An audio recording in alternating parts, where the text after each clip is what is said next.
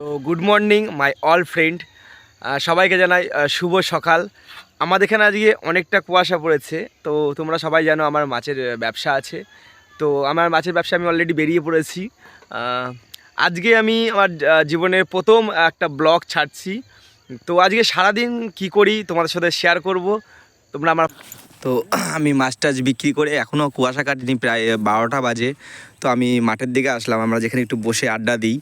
তো এইটা আমাদের মাছা, আমার ভাইরা সব এখানে বসে আমরা আড্ডা দিই বিকেলবেলা সকালবেলা।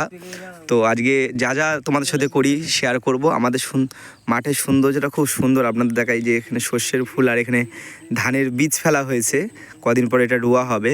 এত বড় মাঠ আমাদের। বিকেলবেলা আবার রেডি হয়ে বেরিয়েছিলাম পাড়ার দিকে। তো পাড়ার দিকে যেতে গিয়ে দেখি এখানে একটা দাদা ভাই ঘর বানাচ্ছে, হয়তো ঘর ঢুকেছে সরকারি, তো ওখানে ঘর বানাচ্ছে।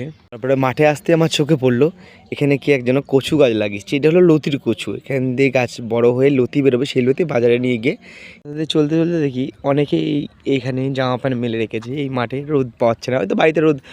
বাজারে এসে চা খেয়ে আমার ব্লগটা আমি শেষ করলাম।